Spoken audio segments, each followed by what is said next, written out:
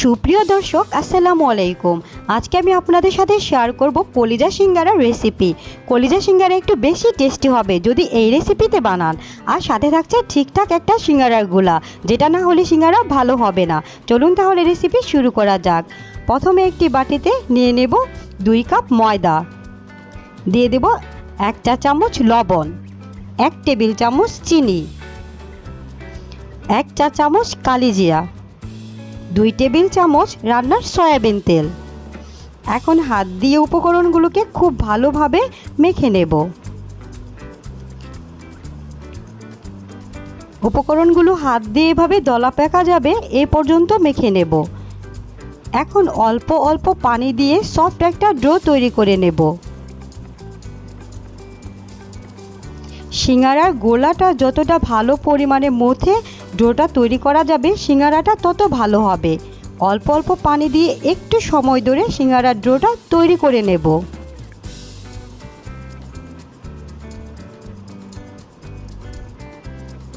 ডোটা তৈরি হয়ে গেছে, এখন রেস্টে রেখে দেব 10 থেকে 15 মিনিট। এখন কলিজার পুরটা তৈরি করে নেব। চুলায় দিয়ে দেব 1/2 কাপ রান্নার সয়াবিন তেল, দিয়ে দেব 2টো পেঁয়াজ কুচি। এখন দিয়ে দেব 1 টেবিল চামচ আদা রসুন বাটা। আদা রসুন বাটাটা পেঁয়াজের সাথে ভালোভাবে ভেজে নেব যাতে কাঁচা গন্ধটা চলে যায়।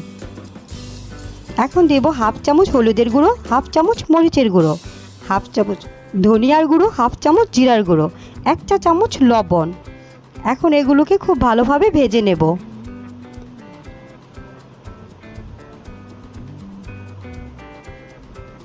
এখন দিয়ে দেব 2টি আলু কুচি এবং 1 কাপ কলিজা। এখন এগুলোকে ভেজে নেব। কলিজাটা যেহেতু আগে সিদ্ধ করা, তাই রান্না করতে বেশি সময় লাগবে না। এখন এগুলোকে ভেজে পরিমাণ মতো পানি দিয়ে ঢাকনা দিয়ে ঢেকে 10 মিনিট রান্না করে নেব। এখন ঢাকনাটা উঠিয়ে হালকা একটু নেড়ে চেড়ে নেব এবং সর্বশেষ দিয়ে দেব কাঁচামরিচ কুচি, ধনিয়া পাতা কুচি এবং 1 টেবিল চামচ গরম মশলা। হোটেলে কিন্তু এই রেসিপিটাই ফলো করে। এখন সবগুলো একসাথে ভালোভাবে মিশিয়ে নেব। বাস, কলিজার পুরটা রান্না হয়ে গেছে। এখন চুলা থেকে নামিয়ে নেব।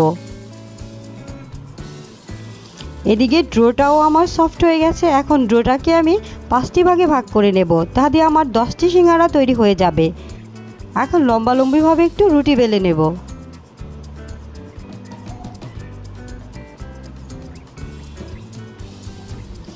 রুটিটার মাঝখান দিয়ে কেটে নেব। এখন হাতে একটু পানি দিয়ে সাইডে পানি লাগিয়ে এভাবে চেপে নেব এবং মাঝখানে কলিজার পুরগুলো দিয়ে দেব।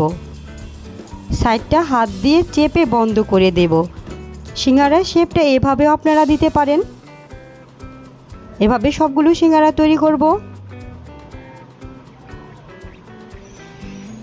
এখন আরেকটি ভাঁজ দেখিয়ে দিচ্ছি। প্রথমে পানি দিয়ে সাইডটা আটকিয়ে দেব এবং মাঝখানে কলিজার পুর দিয়ে দেব এবং মুখটা চেপে বন্ধ করে দেব।